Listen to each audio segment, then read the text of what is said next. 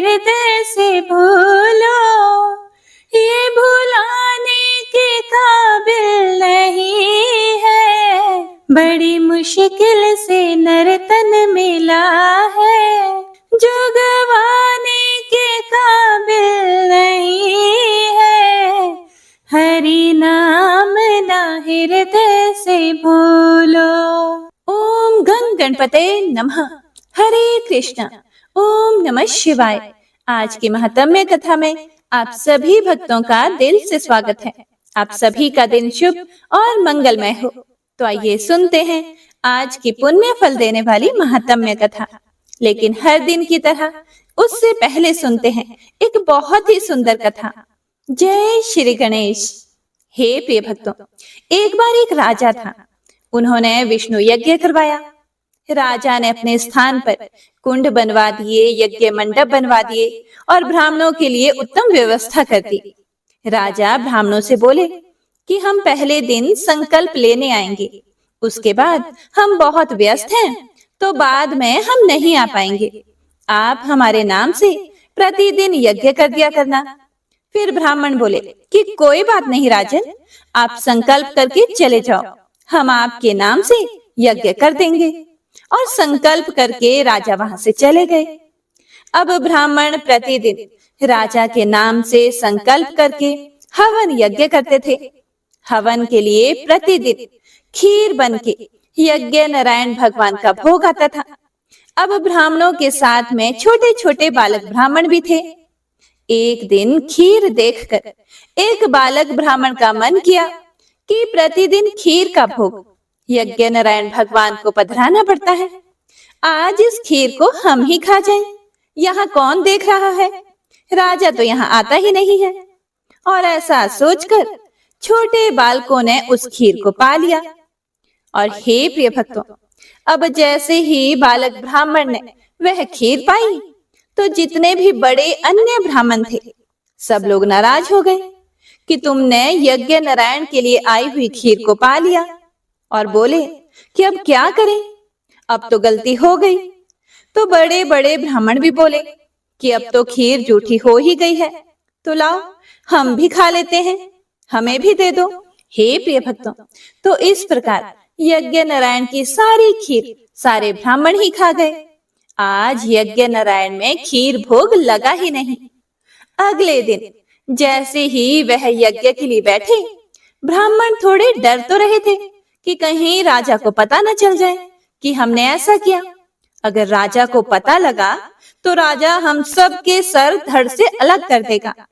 हे प्रिय भक्तों, लेकिन दूसरे ही दिन ऐसी घोषणा हुई कि आज यज्ञ में राजा आ रहे हैं आहुति डालने के लिए। तो यह सुनकर सभी ब्राह्मण डर गए। बोले कि लगता है राजा को किसी ने बता दिया कि खीर हमने खा ली। ब्राह्मण सभी घबरा गए। अब घबराहट के मारे सबके मुख मंडल पर वह घबराहट दिखने लगी। राजा आए और आकर के सभी ब्राह्मणों को प्रणाम करके बोले कि आप लोग प्रतिदिन यज्ञ बड़े ही आनंद से कर रहे हैं, हम व्यस्त होने के कारण प्रतिदिन नहीं आ पा रहे हैं, लेकिन हम आप सभी लोगों से यह जानना चाहते हैं कि कल के यज्ञ में कुछ तो अलग हुआ था। ब्राह्मण सोचने लगे कि अब तो हम मरे, यह राजा तो सीधा दंड देता है। सभी ब्राह्मणों ने सोचा कि अब छुपाने में कोई फायदा नहीं है, जितना छुपाएंगे उतना बड़ा दंड मिलेगा। इससे तो अच्छा है कि राजा को सब कुछ सच बता दे। सभी ब्राह्मण बोले कि देखो राजन, गलती तो मनुष्यों से ही होती है। राजा बोले क्या गलती हो गई, हमें बताओ। ब्राह्मण बोले कल प्रतिदिन की तरह जो यज्ञ नारायण के लिए खीर प्रसादी आई थी और उसकी आहुति यज्ञ में डाली जाती है, लेकिन हमारे साथ जो छोटे छोटे विप्र ब्राह्मण भी हैं, बटुक ब्राह्मण आते हैं, यह सब लोग यज्ञ की विधि सीखने के लिए साथ में आए हैं। कल इन लोगों से थोड़ा सा अपराध बन गया। वो यज्ञ नारायण के लिए जो प्रसादी खीर आई थी उसमें से इन लोगों ने थोड़ा सा ग्रास पा लिया। फिर हमको लगा कि जब जूठा हो ही गया है तो यज्ञ नारायण को पधराना ही नहीं है, तो सब लोग खा लेते हैं।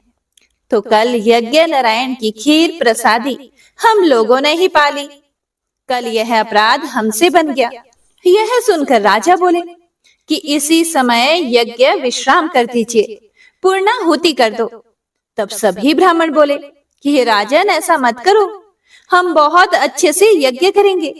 हम एक यज्ञ अपनी तरफ से ही कर देंगे, आपका कोई खर्चा नहीं होगा। हे राजन, बस आप नाराज ना हो।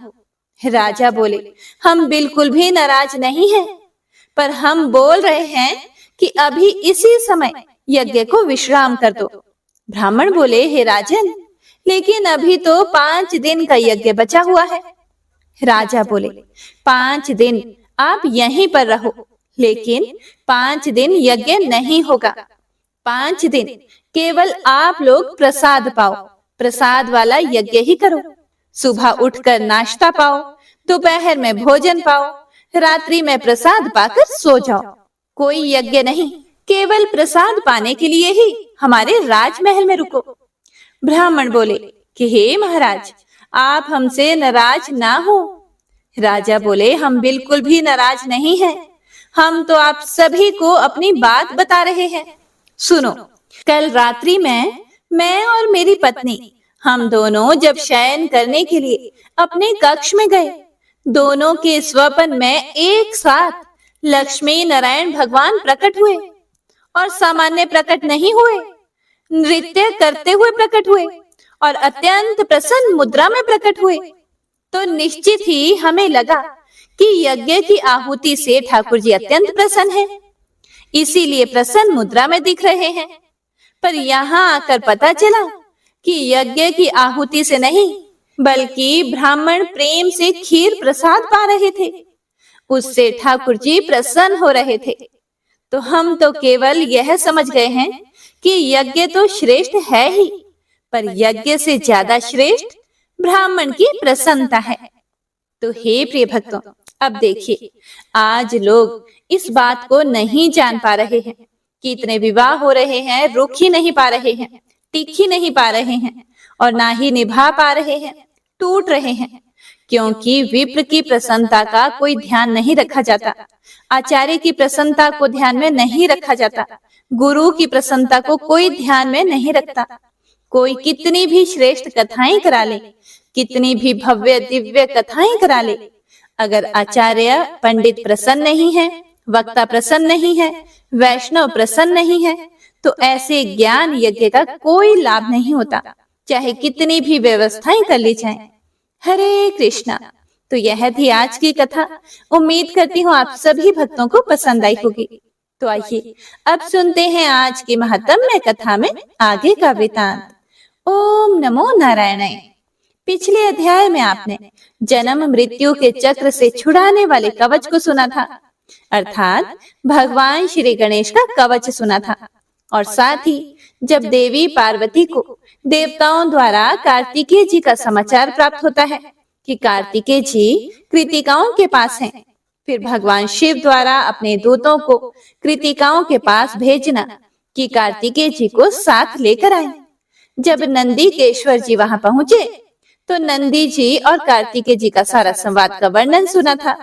तो आज के अध्याय में आप सुनेंगे कार्तिकेय जी का नंदीकेश्वर के साथ कैलाश पर आना, उनका स्वागत, और कार्तिकेय जी के सभा में आकर विष्णु आदि देवों को नमस्कार करना और उनसे शुभ आशीर्वाद पाना, कार्तिकेय जी का अभिषेक तथा देवताओं द्वारा उन्हें उपहार प्रदान करना, और गणेश जी जो कि शंकर जी के पुत्र तथा सभी विघ्नों के विनाशक हैं, फिर भी उनका मस्तक अर्थात शीश क्यों कट गया था, इसका वृतांत सुनेंगे।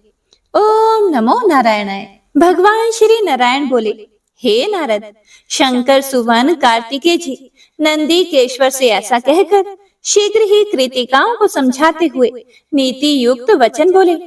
कार्तिकेय जी ने कहा, हे माताओं, मैं देव समुदाय, बंधु वर्ग तथा माता को देखना चाहता हूँ, इसीलिए शंकर जी के निवास स्थान पर जाऊंगा। इसके लिए आप लोग मुझे आज्ञा प्रदान करें। सारा जगत शुभदायक जन्म कर्म संयोग वियोग सभी दैव के अधीन है। दैव से बढ़कर दूसरा कोई बलि नहीं है। वह देव श्री कृष्ण के वश में रहने वाला है, क्योंकि वे देव से परे हैं। इसीलिए संत लोग उन ऐश्वर्यशाली परमात्मा का निरंतर भजन करते हैं। अविनाशी श्री कृष्ण अपनी लीला से देव को बढ़ाने और घटाने में समर्थ हैं। उनका भक्त देव के वशीभूत नहीं होता, ऐसा निर्णित है। इसीलिए आप लोग इस दुखदायक मोह का परित्याग कीजिए और जो सुखदाता, मोक्षप्रद, सार सर्वस्व, जन्म मृत्यु के भय के विनाश करता, परमानंद के जनक और मोह जाल के उच्छेदक हैं तथा ब्रह्मा, विष्णु और शिव आदि सभी देवगण जिनका निरंतर भजन करते हैं, उन गोविंद की भक्ति कीजिए। इस भवसागर में मैं आप लोगों का कौन हूँ और आप लोग मेरी कौन हैं? संसार प्रवाह का वह सारा कर्म फेन की भांति पूंजीभूत हो गया है। वस्तुतः कोई भी किसी का नहीं है। संयोग अथवा वियोग यह सब ईश्वर की इच्छा से ही होता है। यहाँ तक कि सारा ब्रह्मांड ईश्वर के अधीन है, वह भी स्वतंत्र नहीं है, ऐसा विद्वान लोग कहते हैं। सारी त्रिलोकी जल के बुलबुले के समान क्षण भंगुर है। फिर भी माया से मोहित चित्त वाले लोग इस अनित्य जगत में माया का विस्तार करते हैं। परंतु जो श्री कृष्ण परायण संत हैं, वे जगत में रहते हुए भी वायु की भांति लिप्त नहीं होते। इसीलिए हे माताओं, आप लोग मोह का परित्याग करके मुझे जाने की आज्ञा दीजिए। हे प्रिय भक्तों, ऐसा कहकर ऐश्वर्यशाली कार्तिकेय जी ने उन कृतिकाओं को नमस्कार किया और फिर मन ही मन श्री हरि का स्मरण करते हुए शंकर जी के पार्षदों के साथ यात्रा के लिए प्रस्थान किया। इसी बीच उन्होंने वहां एक उत्तम रथ को देखा। वह बहुमूल्य रत्नों का बना हुआ था, जिसे विश्वकर्मा जी ने भली भांति निर्माण किया था। उसमें स्थान स्थान पर माणिक्य और हीरे जड़े हुए थे, जिससे उसकी अपूर्व शोभा हो रही थी। पारिजात पुष्पों की मालावती से वह सुशोभित था। मणियों के दर्पण तथा श्वेत चमरों से वह अत्यंत उद्भासित हो रहा था और चित्रकारी युक्त रमणीय क्रीड़ा भवनों से वह भली भांति सुसज्जित था। वह मनोहर तो था ही, उसका विस्तार भी बड़ा था। उसमें 100 पहिए लगे थे। उसका वेग मन के समान था और श्रेष्ठ पार्षद उसे घेरे हुए थे। उस रथ को पार्वती जी ने भेजा था। उस रथ पर कार्तिकेय जी को चढ़ते देखकर कृतिकाओं का हृदय दुख से फटा जा रहा था। उनके केश खुल गए थे और वे शोक से व्याकुल थी। और अचानक चेतना प्राप्त होने पर अपने सामने स्कंद जी को देखकर वे अत्यंत शोक के कारण ठगी सी रह गई। फिर वहीं भयवश उन्मत्त की भांति कहने लगी कि हाय, हम लोग क्या करें, कहाँ जाएं? हे पुत्र, हमारे आश्रय तो तुम ही हो। इस समय तुम हम लोगों को छोड़कर कहाँ जा रहे हो? यह तुम्हारे लिए धर्म संगत बात नहीं है। हम लोगों ने बड़े ही प्यार से तुम्हें पाला पोसा है, इसीलिए तुम धर्म के अनुसार हमारे पुत्र हो। भला उपयुक्त पुत्र मातृ वर्गों का परित्याग कर दे, यह भी कोई धर्म है? ऐसा कहकर सभी कृतिकाओं ने कार्तिकेय जी को छाती से लगा लिया और पुत्र वियोग जन्य दारुण दुख के कारण वे फिर से मूर्छित हो गई। हे देवऋषि नारद, उसके बाद कुमार कार्तिकेय जी ने आध्यात्मिक वचनों द्वारा उन्हें समझाया और फिर उनके तथा पार्षदों के साथ वे उस रथ पर सवार हुए। हे मुने, यात्रा काल में उन्होंने अपने सामने सांड, गजराज, घोड़ा, जलती हुई आग, भरा हुआ स्वर्ण कलश, अनेक प्रकार के पके हुए फल, पति पुत्र से युक्त पत्नी, प्रदीप, उत्तम मणि, मोती, पुष्पमाला, मछली और चंदन, इन मांगलिक वस्तुओं को वाम भाग में श्रीगाल, नकुल, कुंभ और शुभदायक शव को तथा दक्षिण भाग में राजहंस, मयूर, शुक, कोकिल, कबूतर, शंख चील अर्थात सफेद चील, मांगलिक चक्रवाक, कृष्णसार मृग, सुरभि और चमरी गौ, श्वेत चंवर, संवत्सा धेनु और शुभ पताका को देखा। उस समय अनेक प्रकार के बाजों की मंगल ध्वनि सुनाई पड़ने लगी। हरि कीर्तन तथा घंटा और शंख का शब्द होने लगा। इस प्रकार मंगल शकुनों को देखते हुए तथा सुनते हुए कार्तिकेय जी आनंद पूर्वक उस मन के समान वेगशाली रथ के द्वारा क्षण मात्र में ही पिता के मंदिर पर जा पहुंचे। वहां कैलाश पर पहुंचकर वे अविनाशी वट वृक्ष के नीचे कृतिकाओं तथा श्रेष्ठ पार्षदों के साथ कुछ देर के लिए ठहर गए। उस नगर के राजमार्ग बड़े मनोहर थे। उन पर चारों ओर पद्मराग और इंद्र नीलमणि जड़ी हुई थी। समूह के समूह केले के खंभे खड़े थे, जिन पर रेशमी सूत में गुंधे हुए चंदन के पल्लवों की बंधनवार लटक रही थी। वह पूर्ण कुंभों से सुशोभित था। उस पर चंदन मिश्रित जल का छिड़काव किया गया था। असंख्यों रत्न प्रदीपों तथा मणियों से उसकी विशेष शोभा हो रही थी। वह सदा उत्सवों से व्याप्त, हाथों में दूब और पुष्प लिए हुए वंदियों और ब्राह्मणों से युक्त तथा पति पुत्रवती साध्वी नारियों से समन्वित था। समस्त मंगल कार्य करके देवी पार्वती, लक्ष्मी जी, सरस्वती, दुर्गा, सावित्री, तुलसी, रति, अरुंधति, अहल्या, दीति, सुंदरी, तारा, अदिति, शत्रुपा, शची, संध्या, रोहिणी, अनसुया, स्वाहा, संज्ञा, वरुण पत्नी, आकुति, प्रसूति, देवहूति, मेनका, एक रंग तथा एक प्रकृति वाली मेनाक पत्नी वसुंधरा और मनसा देवी को आगे करके वहां आई। उसके बाद देवगण, मुनि समुदाय, पर्वत, गंधर्व तथा किन्नर सबके सब आनंद मगन होकर कुमार के स्वागत में गए। महेश्वर भी अनेक प्रकार के बाजों, रुद्रगणों, पार्षदों, भैरवों तथा क्षेत्रपालों के साथ वहां पधारे। उसके बाद शक्तिधारी कार्तिकेय जी पार्वती देवी को निकट देखकर हर्ष गदगद हो गए। उस समय वे तुरंत ही रथ से उतर पड़े और सिर झुकाकर माता को प्रणाम करने लगे। तब पार्वती देवी ने कार्तिकेय जी को देखकर लक्ष्मी आदि देवियों, मुनि पत्नियों और शिव आदि सभी से यत्न पूर्वक परम भक्ति के साथ संभाषण किया और उन्हें अपनी गोद में उठाकर वे चूमने लगी। फिर शंकर जी, देवगण, पर्वत, शैल पत्नियों, पार्वती आदि देवियों तथा सभी मुनियों ने कार्तिकेय जी को शुभ आशीर्वाद दिए।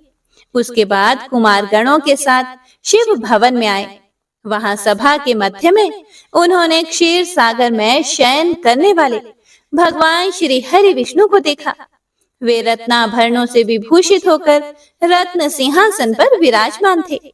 धर्म, ब्रह्मा, इंद्र, चंद्रमा, सूर्य, अग्नि, वायु आदि देवता उन्हें घेरे हुए थे। उनका मुख प्रसन्न था तथा उस पर थोड़ी थोड़ी मुस्कान की छटा छा रही थी। वे भक्तों पर अनुग्रह करने के लिए कातर हो रहे थे। उन पर श्वेत चंवर डुलाया जा रहा था और देवेंद्र तथा मुनीन्द्र उनकी स्तुति कर रहे थे। उन जगन्नाथ को देखकर कार्तिकेय जी के सर्वांग में रोमांच हो आया। उन्होंने भक्ति भाव पूर्वक सिर झुकाकर उन्हें प्रणाम किया। इसके बाद ब्रह्मा, धर्म, देवताओं और हर्षित मुनिवरों में प्रत्येक को प्रणाम किया और उनका शुभ आशीर्वाद पाया। फिर बारी बारी से सबसे कुशल समाचार पूछकर वे एक रतन सिंहासन पर बैठे। उस समय देवी पार्वती सहित शंकर जी ने ब्राह्मणों को बहुत सा धन दान किया। आगे श्री नारायण जी कहते हैं, हे नारद, उसके बाद जगदीश्वर विष्णु जी ने प्रसन्न मन से शुभ मुहूर्त निश्चय करके कार्तिकेय जी को एक रमणीय रत्न सिंहासन पर बैठाया और कौतुकवश अनेक प्रकार के झांझ, मंजीरा तथा यंत्रमय बाजे बजवाए। फिर अमूल्य रत्नों के बने हुए सैकड़ों घड़ों से, जो वेद मंत्रों द्वारा अभिषिक्त तथा संपूर्ण तीर्थों के जलों से परिपूर्ण थे, कार्तिकेय जी को हर्ष पूर्वक उससे स्नान करवाया। उसके बाद कार्तिकेय जी को प्रसन्न मन से बहुमूल्य रत्नों द्वारा निर्मित किरीट, 2 मांगलिक बाजूबंद, अमूल्य रत्नों के बने हुए बहुत से आभूषण, अग्नि में तपाकर शुद्ध किए हुए 2 दिव्य वस्त्र, क्षीर सागर से उत्पन्न हुई कौस्तुभ मणि और वनमाला दी। ब्रह्मा जी ने यज्ञ सूत्र, वेद, वेद माता गायत्री, संध्या मंत्र, कृष्ण मंत्र, श्री हरि का स्तोत्र और कवच, कमंडलू, ब्रह्मास्त्र तथा शत्रु विनाशिनी विद्या प्रदान की। धर्म जी ने दिव्य धर्म बुद्धि और समस्त जीवों पर दया समर्पित की। शिव जी ने परमोत्कृष्ट मृत्युंजय ज्ञान, संपूर्ण शास्त्रों का ज्ञान, निरंतर सुख प्रदान करने वाला परम मनोहर तत्व ज्ञान, योग तत्व, सिद्धि तत्व, परम दुर्लभ ब्रह्म ज्ञान, त्रिशूल, पिनाक, फरसा, शक्ति, पाशुपत्रास्त्र, धनुष और संधान संहार के ज्ञान सहित संहारास्त्र अर्पित किया। वरुण जी ने श्वेत छत्र और रत्नों की माला, महेंद्र जी ने गजराज, अमृत सागर ने अमृत का कलश, सूर्य देव ने मन के समान वेगशाली रथ और मनोहर कवच, यम ने दमदंड और अग्नि ने बहुत बड़ी शक्ति प्रदान की। इसी प्रकार अन्य सभी देवताओं ने भी हर्ष पूर्वक अनेक प्रकार के शस्त्र उन्हें भेंट किए। कामदेव जी ने हर्ष मगन होकर उन्हें काम शास्त्र और क्षीर सागर से अमूल्य रत्न तथा रत्नों के बने हुए विशिष्ट नूपुर दिए। पार्वती देवी का मन तो उस समय परमानंद में निमग्न था। उन्होंने मुस्कुराते हुए महाविद्या, सुशीला विद्या, मेधा, दया, स्मृति, अत्यंत निर्मल बुद्धि, शांति, तुष्टि, पुष्टि, क्षमा, धृति, श्री हरि में सुदृढ़ भक्ति और श्री हरि की दास्ता प्रदान की। हे देव ऋषि नारद, प्रजापति के देव सेना को जो रत्नाभरणों से विभूषित, परम विनीत, उत्तम शीलवती, मन को हरण कर लेने वाली अत्यंत सुंदरी थी, जिसे विद्वान लोग शिशुओं की रक्षा करने वाली महाषष्ठी कहते हैं, वैवाहिक विधि के अनुसार वेद मंत्रोच्चारण पूर्वक कार्तिकेय जी को अर्पित कर दिया। इस प्रकार कुमार का अभिषेक करके सभी देवता, मुनिगण और गंधर्व जगदीश्वरों को प्रणाम करके अपने अपने घर को चले गए। हे नारद, इसके बाद शंकर जी ने नारायण, ब्रह्मा और धर्म की स्तुति की और फिर धर्म का आलिंगन करके परम प्रिय श्री हरि को मस्तक झुकाया। उसके बाद शंकर द्वारा सत्कृत होकर शैलराज हिमालय गणों सहित प्रेम पूर्वक वहां से विदा हुए। इस प्रकार जो जो लोग वहां आए थे वे सभी आनंद पूर्वक प्रस्थान कर गए। तब महेश्वर देवी पार्वती के साथ बड़े आनंद से वहां रहने लगे और कुछ समय बीतने के बाद शंकर जी ने फिर से उन सभी देवों को बुलाकर विवाह विधि के अनुसार पुष्टि को महात्मा गणेश जी के हाथों समर्पित कर दिया। इस प्रकार दोनों पुत्रों तथा गणों के साथ रहती हुई देवी पार्वती का मन बड़ा प्रसन्न था। हे प्रिय भक्तों, जब सभी देवता गणों द्वारा कार्तिकेय जी का अभिषेक कराया जा रहा था, उस समय प्रजापति जी ने देवसेना को जो रत्नाभरणों से विभूषित, परम विनीत, उत्तम शीलवती, मन को हरण कर लेने वाली अत्यंत सुंदरी थी, जिसे विद्वान लोग शिशुओं की रक्षा करने वाली महाषष्ठी कहते हैं, वैवाहिक विधि के अनुसार वेद मंत्र उच्चारण पूर्वक कार्तिकेय जी को अर्पित कर दिया। हे नारद, इस प्रकार मैंने देवताओं का समागम, पार्वती जी को पुत्र प्राप्ति, कुमार का अभिषेक, उनका पूजन और विवाह तथा गणेश का विवाह, यह सारा वृतांत तुमसे वर्णन कर दिया। अब तुम्हारे मन में कौन सी अभिलाषा है? फिर और क्या सुनना चाहते हो? हे प्रिय भक्तों, फिर नारद जी ने पूछा, हे महाभाग, हे नारायण, आप तो वेद वेदांगों के पारगामी विद्वान हैं। हे परमेश्वर, मैं आपसे एक बहुत बड़े संदेह का समाधान जानना चाहता हूँ। हे प्रभु, जो देवेश्वर महात्मा शंकर के पुत्र तथा विघ्नों के भी विनाशक हैं, उन गणेश्वर के लिए जो विघ्न घटित हुआ, उसका क्या कारण है?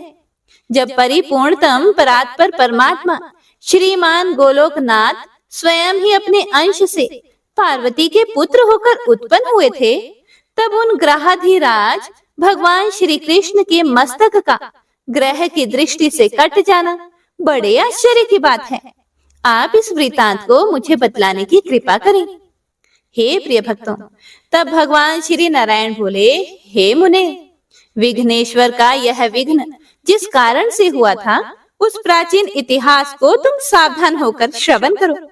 हे नारद, एक समय की बात है, भक्त वत्सल शंकर जी ने माली और सुमाली को मारने वाले सूर्य पर बड़े क्रोध के साथ त्रिशूल से प्रहार किया।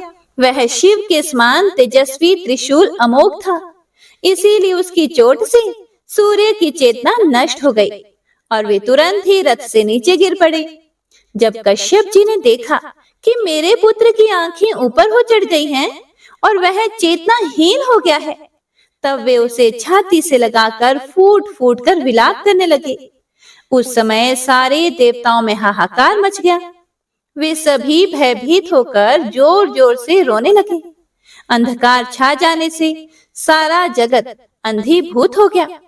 जब ब्रह्मा के पौत्र तपस्वी कश्यप जी, जो ब्रह्म तेज से प्रज्वलित हो रहे थे, अपने पुत्र को प्रभाहीन देखकर शिव को शाप देते हुए बोले, जिस प्रकार आज तुम्हारे त्रिशूल से मेरे पुत्र का वक्षस्थल विदीर्ण हो गया है, उसी तरह तुम्हारे पुत्र का मस्तक कट जाएगा। शिव जी आशुतोष तो है ही, इसीलिए क्षण मात्र में ही उनका क्रोध जाता रहा। तब उन्होंने उसी क्षण ब्रह्म ज्ञान द्वारा सूर्य को जीवित कर दिया। उसके बाद जो ब्रह्मा, विष्णु और महेश के अंश से उत्पन्न है, वे त्रिगुणात्मक भक्त वत्सल सूर्य चेतना प्राप्त करके पिता के समक्ष खड़े हुए। फिर भक्ति पूर्वक पिता को तथा शंकर जी को नमस्कार किया और साथ ही अपने पिता के द्वारा दिए गए शंभु के शाप को जानकर वे कश्यप जी पर क्रुद्ध हो गए, जिससे उन्होंने अपने विषय को ग्रहण नहीं किया और क्रोधावेश में इस प्रकार बोले, ईश्वर के बिना यह सब कुछ तुच्छ, अनित्य और नश्वर है। इसीलिए विद्वान को चाहिए कि वह मंगल कारक सत्य को छोड़कर अमंगल की इच्छा ना करे। इसीलिए अब मैं विषय का परित्याग करके परमेश्वर श्री कृष्ण का भजन करूंगा। हे प्रिय भक्तों, यह सुनकर देवताओं ने ब्रह्मा जी को प्रेरित किया। तब उन प्रभु ने शीघ्रता पूर्वक वहां पधार कर सूर्य को समझाया और उन्हें इनके कार्य पर नियुक्त किया। फिर ब्रह्मा, शिव और कश्यप आनंद पूर्वक सूर्य को आशीर्वाद देकर अपने अपने भवन को चले गए और इधर सूर्य भी अपनी राशि पर आरूढ़ हुए। उसके बाद माली और सुमाली व्याधिग्रस्त हो गए।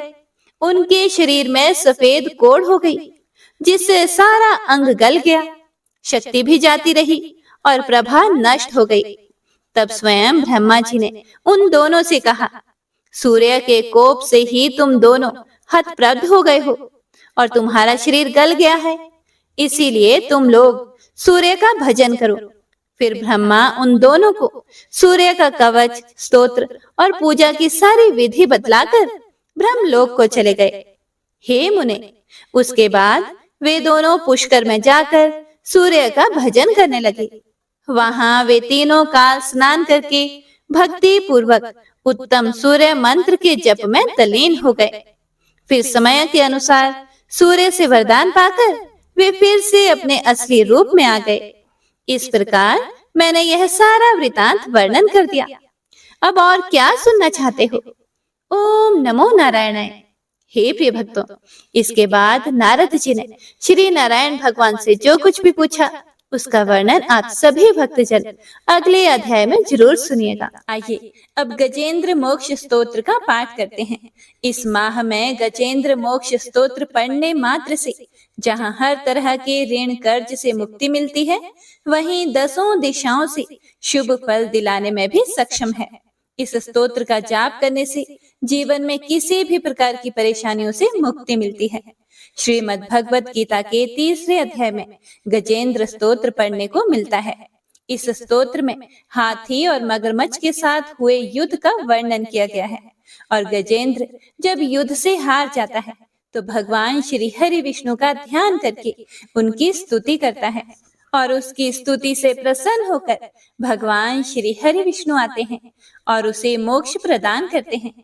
और हे प्रिय भक्तों, इस पाठ को करते समय अगर हम अपने मन में यह भावना रखें कि हे श्री हरि विष्णु, हे मेरे प्रभु, जिस प्रकार से आपने गजेंद्र को परेशानी से बाहर निकाला, उसी प्रकार से हमें भी हमारी परेशानियों से बाहर निकालिए। तो यकीन मानिए, निश्चित ही भगवान श्री हरि विष्णु हमारी मदद स्वयं करते हैं। तो आइए अब सच्चे मन से भगवान श्री हरि विष्णु का ध्यान करके इस परम कल्याणकारी स्तोत्र का पाठ करते हैं। जय श्री हरि विष्णु। शुक जी ने कहा कि बुद्धि के अनुसार पिछले अध्याय में वर्णन किए गए रीति से अपने मन को नियंत्रित करके और हृदय को स्थिर करके गजेंद्र अपने पिछले जन्म में याद किए गए सर्वोच्च कार्य और बार बार जप किए जाने वाले स्तोत्र का जाप करने लगा। गजेंद्र ने मन ही मन श्री हरि को ध्यान करते हुए कहा, जिनके प्रवेश करने से शरीर और मन चेतन की तरह व्यवहार करने लगते हैं, ओम द्वारा लक्षित और पूरे शरीर में प्रकृति और पुरुष के रूप में प्रवेश करने वाले उस सर्वशक्तिमान देवता का मैं मन ही मन स्मरण करता हूँ, जिनके सहारे ये पूरा संसार टिका हुआ है, जिनसे ये संसार अवतरित हुआ है और जिन्होंने प्रकृति की रचना की है और जो खुद उसके रूप में प्रकट हैं, लेकिन इसके बावजूद भी वो इस पूरी दुनिया से सर्वोपरि और श्रेष्ठ हैं। ऐसे अपने आप और बिना किसी कारण के भगवान की मैं शरण में जाता हूँ और अपने संकल्प शक्ति के बल पर अपने ही स्वरूप में रचित और सृष्टि काल में प्रकट एवं प्रलय में अप्रकट रहने वाले इस शास्त्र प्रसिद्धि प्राप्त कार्य कारण रूपी संसार को, जो बिना कुंठित दृष्टि के साक्ष्य रूप में देखते रहने पर भी लिप्त नहीं होते, चक्षु आदि प्रकाशकों के परम प्रकाशक प्रभु, आप मेरी रक्षा करें। बीतते गए समय के साथ तीनों लोकों और ब्रह्मादि लोकपालों के पंचभूत में प्रवेश कर जाने पर और पंचभूतों से लेकर महत्वपूर्ण सभी कारणों के उनकी परम करुणा स्वरूप प्रकृति में मगन हो जाने पर उस समय दुर्गेय और घोर अंधकार रूपेण प्रकृति ही बच रही थी। उस अंधकार से परे अपने परम धाम में जो सर्वव्यापी भगवान सभी दिशाओं में प्रकाशित होते रहते हैं, वो भगवान मेरी रक्षा करें। विभिन्न नाट्य रूपों में अभिनय करने वाले और उस अभिनेता के वास्तविक स्वरूप को जिस प्रकार से साधारण लोग भी नहीं जान पाते, उसी तरह से सत्व प्रधान देवता और महर्षि भी जिनके स्वरूप को नहीं जान पाते, ऐसे में कोई साधारण प्राणी उनका वर्णन कैसे कर सकता है। ऐसे दुर्गम चरित्र वाले भगवान मेरी रक्षा करें। अनेकों शक्ति से मुक्त सभी प्राणियों को आत्म बुद्धि प्रदान करने वाले, सबके बिना कारण हित और अतिशय साधु स्वभाव ऋषि मुनिजन, जिनके परम स्वरूप को देखने की इच्छा के साथ वन में रहकर अखंड ब्रह्मचर्य तमाम अलौकिक व्रतों को नियमों के अनुसार पालन करते हैं, ऐसे प्रभु ही मेरी गति हैं। वह जिनका हमारी तरह ना तो जन्म होता है और ना जिनके द्वारा अहंकार प्रेरित कर्म ही होते हैं, जिनके निर्गुण स्वरूप का ना कोई नाम है और ना ही कोई रूप है, इसके बावजूद भी समय के साथ इस संसार की सृष्टि और प्रलय के लिए अपनी इच्छा से अपने जन्म को स्वीकार करते हैं। उन अनंत शक्ति संपन्न परम ब्रह्म परमेश्वर को मेरा नमस्कार है। उन प्राकृत आकार रहित और अनेक रूप वाले अद्भुत भगवान को मेरा बारंबार नमस्कार है। स्वयं प्रकाशित सभी साक्ष्य परमेश्वर को मेरा शत शत नमन है। वैसे देव जो मन, वाणी और चित्त वृत्तियों से परे हैं, उन्हें मेरा बारंबार नमस्कार है। विवेक से परिपूर्ण पुरुष के द्वारा सभी सत्व गुणों से परिपूर्ण निवृत्ति धर्म के आचरण से मिलने योग्य और मोक्ष सुख की अनुभूति रूपी भगवान को मेरा नमस्कार है। सत्व गुणों को स्वीकार करके शांत, रजोगुण को स्वीकार करके घोर और तमोगुण को अपनाकर मूढ़ से प्रतीत होने वाले भेद रहित, अतएव सदा संभाव से स्थित ज्ञान धन प्रभु को मेरा नमस्कार है। शरीर, इंद्रिय आदि के समुदाय रूप सभी पिंडों के ज्ञाता, सबके स्वामी और साक्षी स्वरूप प्रभु को मेरा बारंबार नमस्कार है। सबके अंतर्यामी, प्रकृति के भी परम कारण, लेकिन स्वयं कारण रहित भगवान को मेरा शत शत नमस्कार है। सभी इंद्रियों और सभी विषयों के जानकार, सभी प्रतीतियों के कारण रूप संपूर्ण जड़ प्रपंच और सबकी मूलभूता अविद्या के द्वारा सूचित होने वाले और सभी विषयों में अविद्या रूप से भासने वाले भगवान को मेरा नमस्कार है। सबके कारण लेकिन स्वयं कारण रहित तथा कारण होने पर भी परिणाम रहित होने की वजह से अन्य कारणों से भी विलक्षण कारण, आपको मेरा बारंबार नमस्कार है। सभी वेदों और शास्त्रों के परम तात्पर्य, मोक्ष रूपी और श्रेष्ठ पुरुषों की परम गति देवता को मेरा नमस्कार है। वह जो त्रिगुण रूपों में छिपी हुई ज्ञान रूपी अग्नि है, वैसे गुणों में हलचल होने पर जिनके मन में संसार को रचने की वृत्ति उत्पन्न हो उठती हो और जो आत्मा तत्व की भावना के द्वारा विधि निषेध रूप शास्त्र से भी ऊपर उठे हों, जो महाज्ञानी महात्माओं में स्वयं प्रकाशित हो रहे हैं, ऐसे भगवान को मेरा नमस्कार है। मेरे जैसे शरणागत पशु के समान जीवों की अविद्या रूप फांसी को पूर्ण रूप से काट देने वाले परम दयालु और दया करने में कभी भी आलस्य नहीं करने वाले भगवान को मेरा नमस्कार है। अपने अंश से सभी जीवों के मन में अंतर्यामी रूप से प्रकट होने वाले सर्वनियंता अनंत परमात्मा, आपको मेरा नमस्कार है। जो शरीर, पुत्र, मित्र, घर और संपत्ति सहित कुटुंबियों में अशक्त लोगों के द्वारा कठिनाई से मिलते हों और मुक्त पुरुषों के द्वारा अपने हृदय में निरंतर चिंतित ज्ञान स्वरूप सर्व समर्थ परमेश्वर को मेरा नमस्कार है।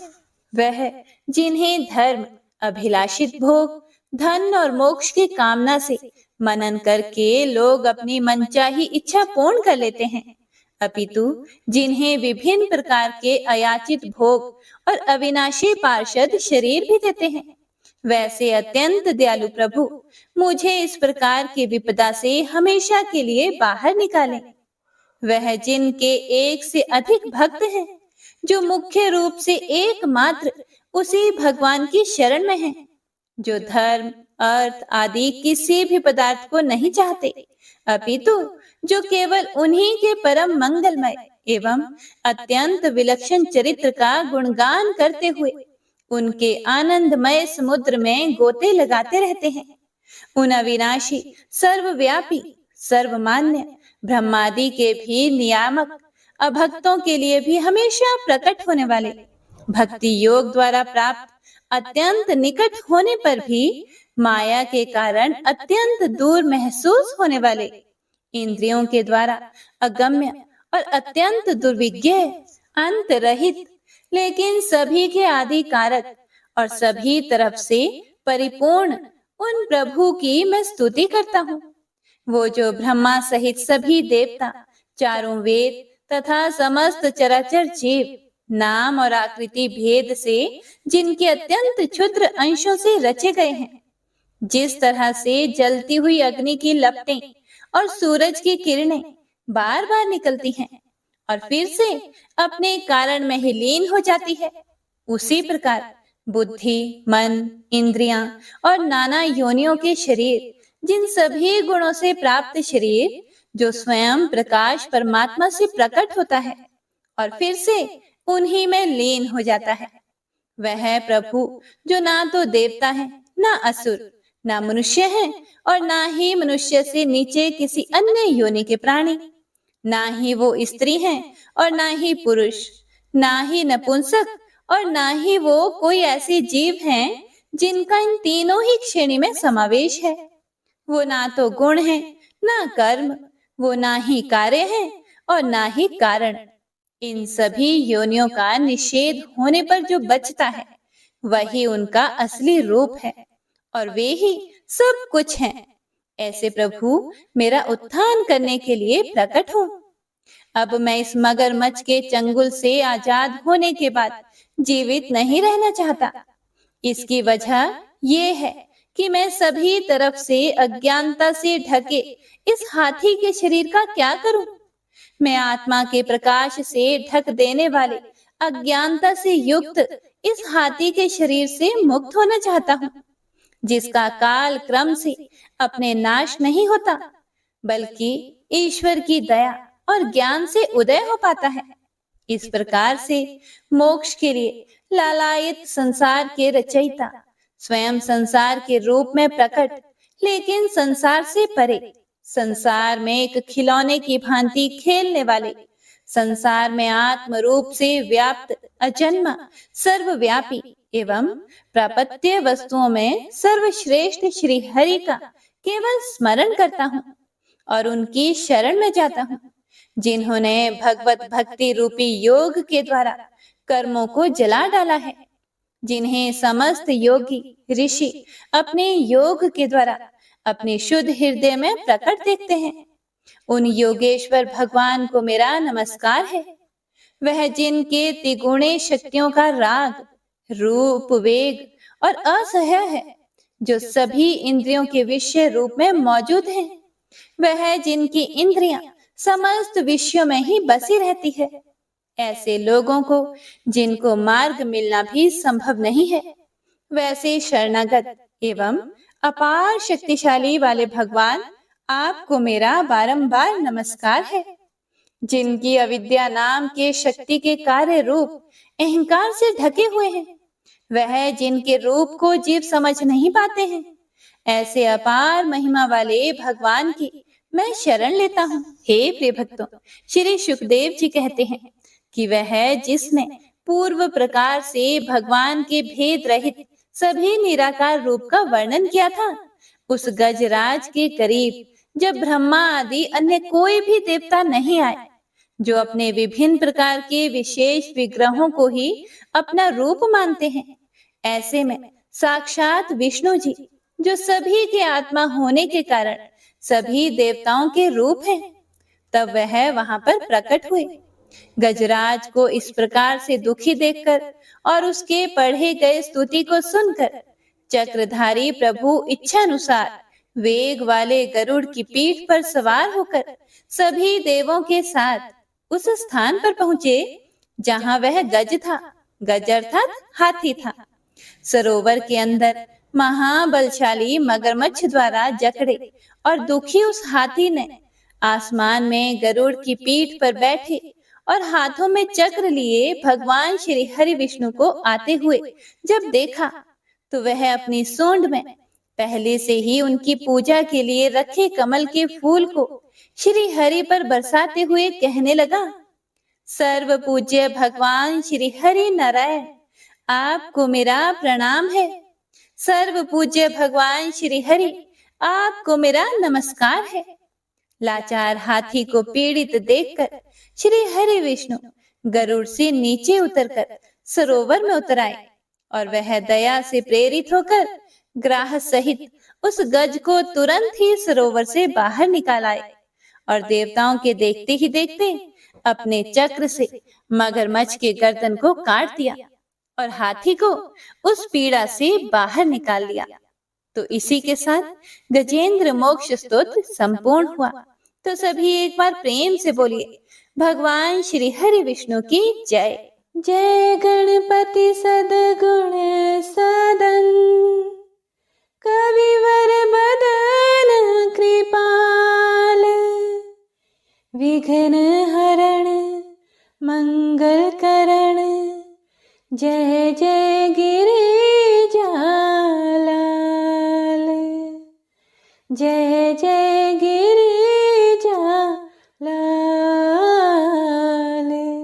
जय जय गिरिजालाल, जय जय जय गणपति गणराजो, मंगल भरण करण शुभ काजो। जय गज बदन सदन सुखदाता, विश्व विनायक बुद्धि विधाता। वक्रतुंड शुच शुंड सुहावन, तिलक त्रिपुंड भाल मन भावन। राजित मणि मुक्त नूर माला, स्वर्ण मुकुट शिर नयन विशाला। पुस्तक पाणि कुठार त्रिशूलम, मोदक भोग सुगंधित फूलम। सुंदर पीतांबर तन साजित, चरण पादुका मुनि मन राजित। धन शिव सुवन षडानन भ्राता, गौरी ललन विश्व विधाता। रिद्धि सिद्धि तव चंवर सुधारे, मूषक वाहन सोहत द्वारे। कहूँ जन्म शुभ कथा तुम्हारी, अति शुचि पावन मंगलकारी। एक समय गिरिराज कुमारी, पुत्र हेतु तब किन्हों भारे। भयो यज्ञ जब पूर्ण अनुपा, तब पहुँच्यो तुम धरि द्विज रूपा। अतिथि जानी कई गौरी सुखारी, बहुविधि सेवा करी तुम्हारी। अति प्रसन्न हवै वर दिन्हा, मातु पुत्र हित जो तप किन्हा। मिलहि पुत्र तुहि बुद्धि विशाला, बिना गर्भ धारण यही काला। गणनायक गुण ज्ञान निधाना, पूजित प्रथम रूप भगवाना। अस कहि अंतर्धान रूप वही, पलना पर बालक स्वरूप वही। बनी शिशु रुदन जब ही तुम ठाना, लखी मुख सुख नहीं गौरी समाना। सकल मगन सुख मंगल गावही, नभते सूरन सुमन वर्षावही। शंभु माँ बहुदान लुटावही, सुर मुनि जन सुत देखन आवही। लखी अति आनंद मंगल साजा, देखन भी आए शनि राजा। निज अवगुण गुणी शनि मन माही, बालक देखन चाहत नाही। गिरजा कछु मन भेद बढ़ायो, उत्सव मोर न शनि तुहि भायो। कहन लगे शनि मन सकुचाई, का करी हऊ शिशु मोहि दिखाई। नहीं विश्वास उमा और भयऊ, शनि सो बालक देखन कहयो। पड़ते ही शनि दृग कोण प्रकाशा, बालक सिर उड़ गयो आकाशा। गिरजा गिरी विकल वही धरणी, सो दुख दशा गयो नहीं वर्णी। हाहाकार मचयो कैलाशा, शनि किन्ह्यो लखी सुत का नाशा। तुरत गरुड़ चढ़ी विष्णु सिधाए, काटी चक्र सो कच शिर लाए। बालक के धड़ ऊपर धार्यो, प्राण मंत्र पढ़ी शंकर डार्यो। नाम गणेश शंभु तब कीन्हे, प्रथम पूज्य बुद्धि निधि वर दीन्हे। बुद्धि परीक्षा जब शिव किन्हा, पृथ्वी कर प्रदक्षिण लेन्हा। चले षडानन भरमि भुलाए, रचे बैठ तुम बुद्धि उपाय। चरण मातु पितु के धर लिन्हे, तिनके साथ प्रदक्षिण किन्हे। धनी गणेश कहि शिव ही हर्षे, नभते सुरन सुमन बहु बरसे। तुम्हारी महिमा बुद्धि बढ़ाई, शेष सहस मुख सकै न गाई। मैं मतिहीन मलिन दुखारी, करहूँ कौन विधि विनय तुम्हारी। भजत राम सुंदर प्रभु दासा, जग प्रयाग ककरा दुर्वासा। अब प्रभु दया